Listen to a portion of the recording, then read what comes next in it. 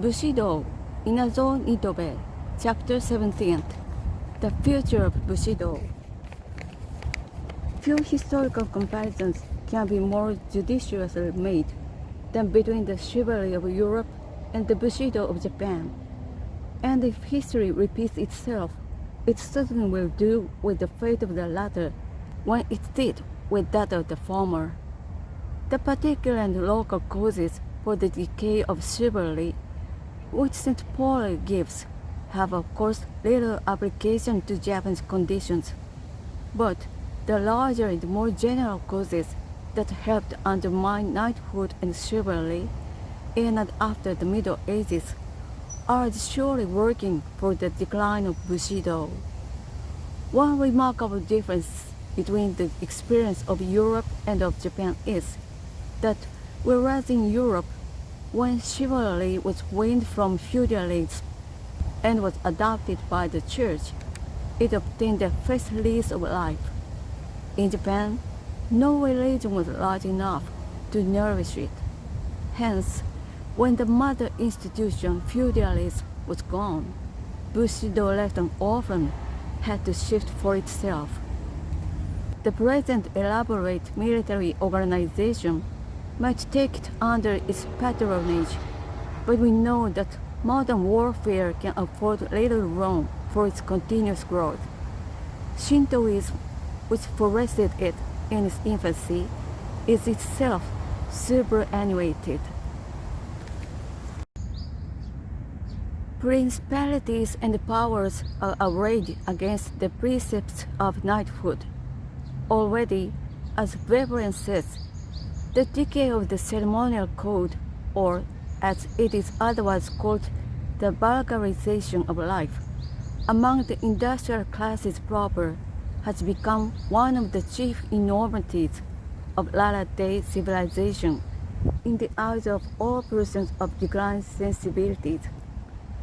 The irresistible tide of triumphant democracy, which can tolerate no form or shape of trust, and Bushido was a trust organized by those who monopolized reserve capital of intellect and culture, fixing the grace and value of moral qualities, is alone powerful enough to engulf the remnant of Bushido.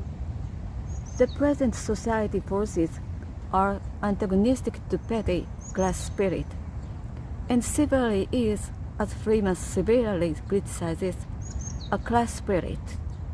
Modern society, if it pretends to any unity, cannot admit purely personal obligations devised in the interests of an exclusive class. Add to this the progress of popular instruction, of industrial arts and habits, of wealth and city life. Then we can easily see that neither the neatest cut of samurai sword nor the sharpest just shot from Bushido's boldest bows can aught avail. The state, built upon the rock of honor and fortified by the same, shall we call it the Ehrenstadt, or, after the manner of Carlyle, the hierarchy, is fast falling into the hands of quibbling lawyers and gibbering politicians, armed with the logic-chopping engines of war.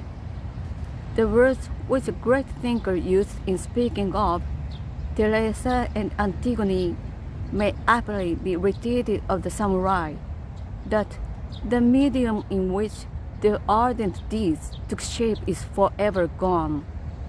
Alas for knightly virtues, alas for samurai pride!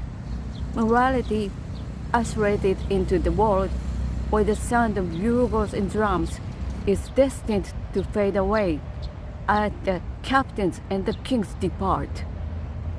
If history can teach us anything, the state built on martial virtues, be it a city like Sparta or an empire like Rome, can never make on earth a continuing city.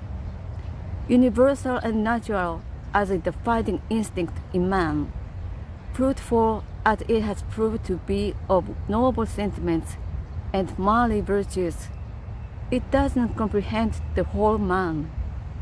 Beneath the instinct to fight, there lurks a diviner instinct to love. The seeds of the kingdom, as once for and apprehended by the Japanese mind, blossomed in Bushido. Now its days are closing, sad to say, before its full fruition, and winter in every direction for other sources of sweetness and light, of strength and comfort.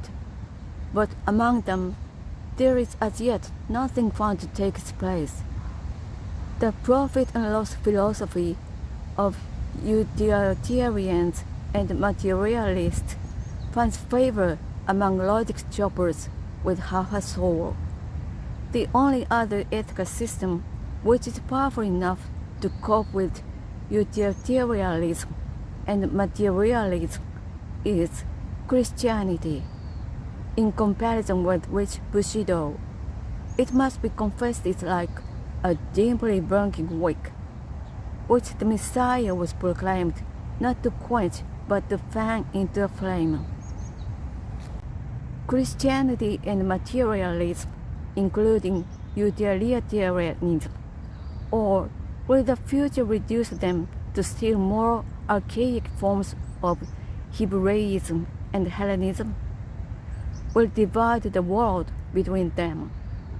Lesser systems of morals will ally themselves to either side for their preservation. On which side will Bushido enlist? Having no set dogma or formula to defend, it can afford to disappear as an entity. Like the cherry blossom, it is willing to die at the first gust of the morning breeze. But the total extinction will never be its lot. Who can say that Stoicism is dead? It is dead as a system, but it is alive as a virtue. Its energy and vitality are still felt through many channels of life. In the philosophy of Western nations, in the jurisprudence of all the civilized world, nay, wherever man struggles to raise himself above himself, whenever his spirit masters his flesh by his own exertions, there we see the immortal discipline of Zeno at work. Bushido, as an independent code of ethics, may vanish, but its power will not perish from the earth.